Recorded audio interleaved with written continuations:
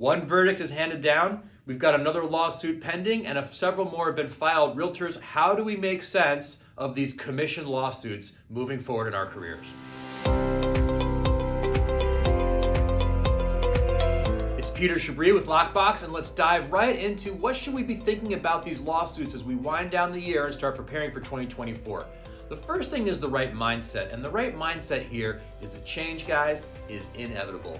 Our industry is always changing, whether it's technology, whether it's regulatory, whether it's competition, whether it's new business models. This is no different. Things change, and we just have to adjust for the change. There was a time when there was no buyer brokerage, there was no buyer agency, and people bought from the seller's agent. Not necessarily the greatest way to advocate for consumers. So things are going to change. Will they change immediately? Probably not. Will they change in the mid to long term? Yeah, probably so. And so how do we get ready for those changes to make sure we're prepared for the next iteration of buyer and seller representation?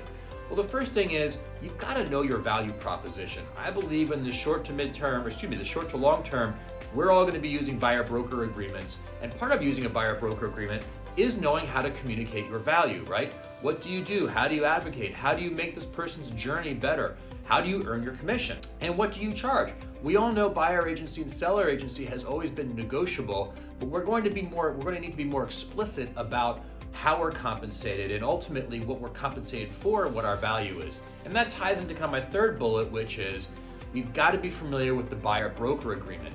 This is going to become commonplace, I believe, in our industry, at least with those who want to thrive as the rules change a little bit.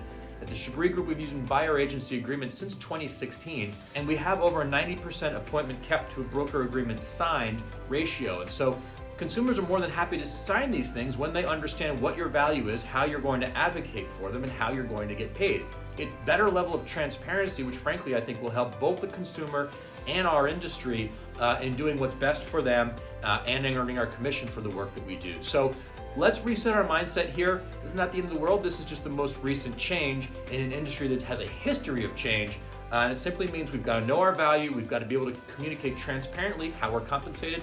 And finally, when we communicate those two things, how consumers agree, yes, you are the right person to help me go and do what I need to do in real estate and sign that buyer broker agreement.